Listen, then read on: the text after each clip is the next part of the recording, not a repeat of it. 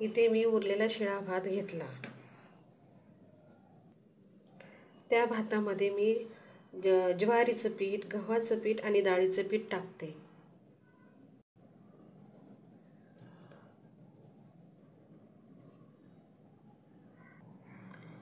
हे बघा, इथे मी टोमॅटो घेतला एक, तो बारीक कापून घेतला।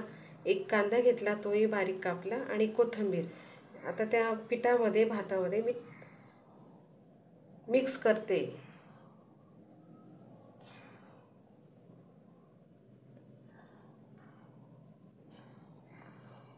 मी 1 चमची मिरची पावडर, अर्धा टीस्पून हळद, जिरे पावडर अर्धा टीस्पून आणि एक टेबलस्पून मीठ घेतले, ते यात टाकते।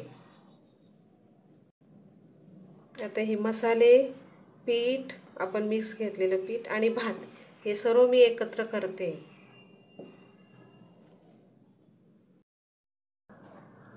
पाणी लागेल तितकं घ्यायचे।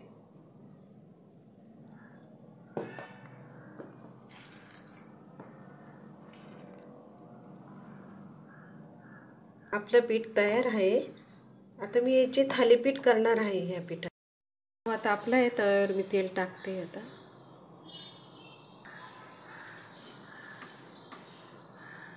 थोडंसं पाणी घ्यायचं, त्यात तेल टाकायचं, हाताला पाण्याचा हात लावायचा, असं हाताला लावून घ्यायचं तेल आणि पाणी। बघा, थालीपीठ थापते मी तव्यावर।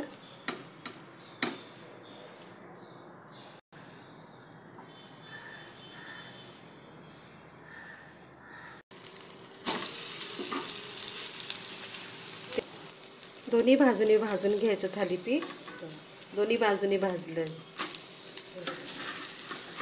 हे बघा, झाले आपलं थालीपीठ तयार।